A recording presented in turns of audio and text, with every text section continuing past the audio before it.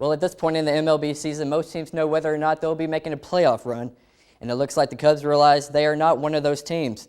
Today, the Cubs began making moves for their bright future. Second baseman Darwin Barney will not be a part of that future. The Cubs cut ties with Barney earlier today, clearing a roster spot for Emilio Bonifacio, who has been on the disabled list.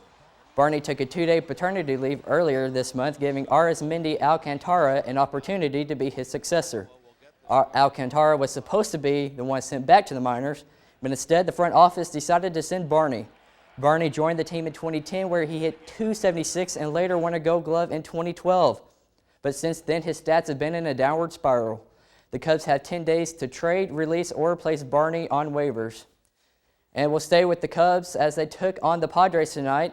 We'll pick things up in the bottom of the third here. Nobody on, no outs. Anthony Rizzo up to bat, and he cranks one. It almost gets out of the stadium here.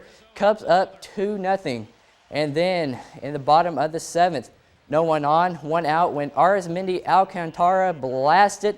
This one actually gets out of the park, and the Cubs go up 4-0.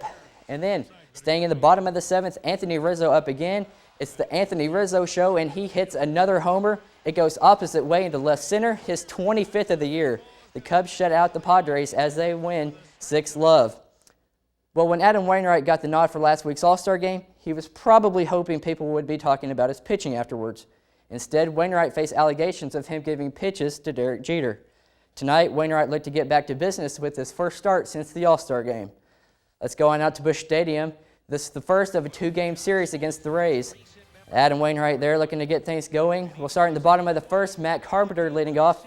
He hits a solo homer into right center, just his 5th of the year, but that's good enough to put the Cards up 1-0. Then in the top of the 5th, one out with runners on first and second, Matt Joyce hits it up to bat, and he hits it down the left field line.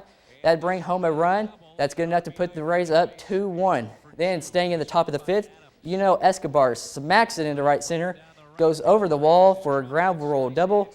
That puts the Rays up 5-1, and they would go on to win 7-2. Now let's go ahead and take a look at how the Cubs and Cards are faring in the NL Central. With the win over Cincinnati, Milwaukee now holds a 1.5-game lead over the Cards. Then the Pirates are close behind, 2.5 games back, followed by the Reds, 4.5 back, and finally the Cubs, well, they're just looking forward to next season, 13.5 games back.